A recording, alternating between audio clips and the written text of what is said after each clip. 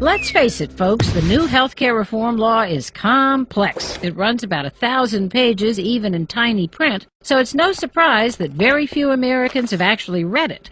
But it's about to affect all of us, and many have been wondering what it will mean for our health, our wallets, and our country.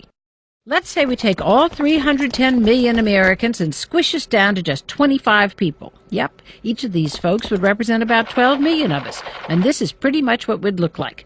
Polls show about 3 out of 10 of us say healthcare reform will make us better off. A similar number say worse off. And a similar number again say it won't make much difference at all. Some of us don't know what to think. I guess you could say we're kind of split on this one.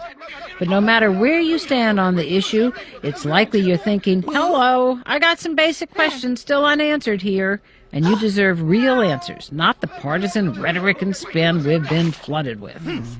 So let's break down what the reform law does and doesn't do and what it will cost. If you want to read the whole law, go ahead, but watching this video is the next best thing. Ready to jump in? Let's begin with the problems in our current healthcare system. Problem number one is what problem number one usually is: money. Most people agree that health insurance policies are too expensive. For a family, the average premium is almost $14,000 a year and growing. Premiums have doubled over the last 9 years, ballooning way faster than inflation. Plus, our population is aging, meaning more people with more health problems. So healthcare costs are the fastest growing part of the federal budget. The second problem is that the system is full of holes, like the fact that people buying insurance on their own can be turned down for having a pre-existing health condition. Small businesses may be charged extra if some of the workers are sick, making insurance unaffordable. And some insurance policies have a lifetime limit on benefits. After that, you're out of luck. That means some of the people least likely to have coverage are the ones who need it most. Nice, huh?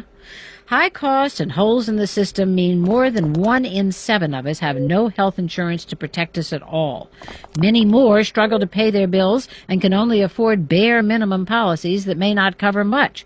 High cost to households, strain on the federal budget, and people with no protection. It's easy to see why many people were looking for something different.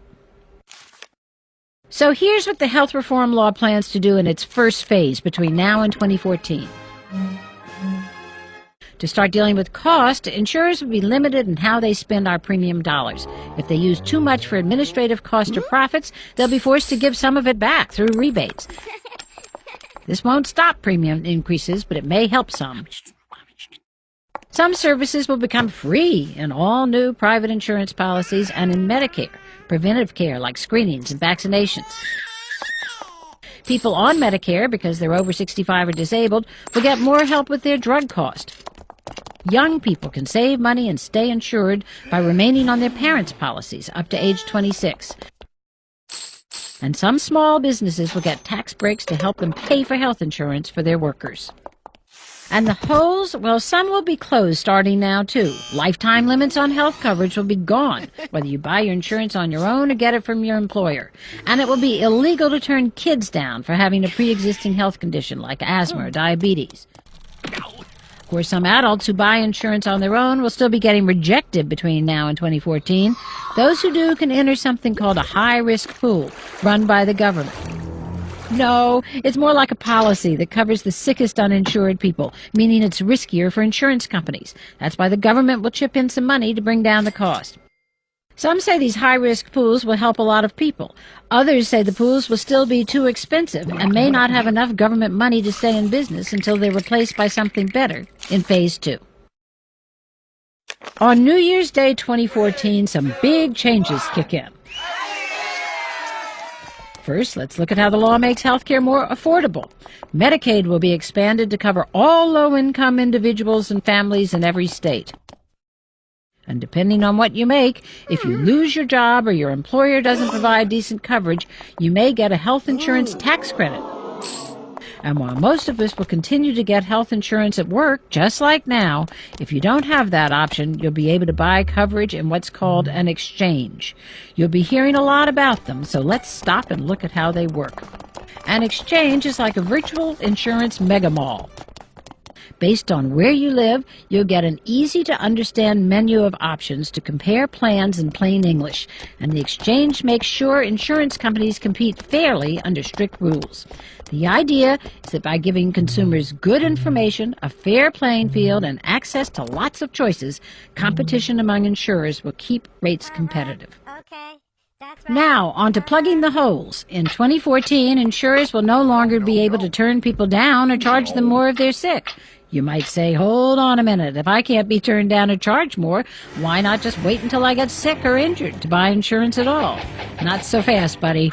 See, with few exceptions, people will be required to have insurance or pay a special tax. Same with larger businesses, who will pay fines if they don't insure their workers. Of course, nobody likes being told they have to buy anything, but without this rule, experts say you can't require that everyone be eligible for coverage. Imagine telling home insurers they have to cover people whose houses are already on fire. So the government will provide credits, expanded programs, and new rules. They say that by 2019, 32 million of us who don't have health insurance will have it. Some of those who will still be uninsured, undocumented immigrants who aren't eligible for coverage under the law. No surprise, all this is going to cost money, $938 billion over the next 10 years, according to the Congressional Budget Office, the impartial referee when Congress debates these kinds of things. It's a lot of money, sure, but if you look at it another way, it's 2% of our federal budget and 3% of what we'll be spending on health care overall. Now, the President and Congress insisted these new costs will be paid for so they don't push the budget deficit up any further. That means money will come out of someone's pocket. What? That's where the tough politics come in. A lot of savings will come from health care providers and insurers in the Medicare program. The fees the government pays to hospitals under Medicare won't be allowed to rise as fast as they have been. And insurance companies that provide services to people on Medicare will be paid less. Medicare will also create a bunch of experiments around the country to test different ways of paying doctors, hospitals, and other providers to make the healthcare system more efficient and improve the quality of care. With luck, some of these experiments will work and then be adopted by the private sector and help lower costs for employers and families, too. Plus, a new federal advisory board will make recommendations about other ways to deal with increases in healthcare costs. Some taxes will go up, too. People with high earnings will pay higher Medicare taxes. There'll be new taxes on insurers and businesses who offer high-end benefit plans and on companies that make medical devices and drugs. And, anyone who visits a tanning salon now has to pay a new tax, too. With these new cost-cutting measures and new taxes, the Congressional Budget Office says the whole package will actually reduce the federal deficit over the next 10 years. Of course, the total federal deficit is expected to run into the trillions, so the health reform law isn't going to solve that problem. Well, that's the reform law. Do you love it? Hate it? Still don't know? Either way, there's still a lot of work ahead. You'll be hearing lots of different things about this law. Some people support reform and, if anything, want to expand it and increase government oversight of insurers in the healthcare industry. Others oppose it and think it creates too big a role for the government. Some states have even gone to court claiming the requirement that everyone buy insurance is unconstitutional. Politicians and pundits will be talking to you as if you've got no idea what's in that 1,000-page law. But by watching this, you're on your way to getting informed, and you can make sure your friends and family are too, just by passing this little video around.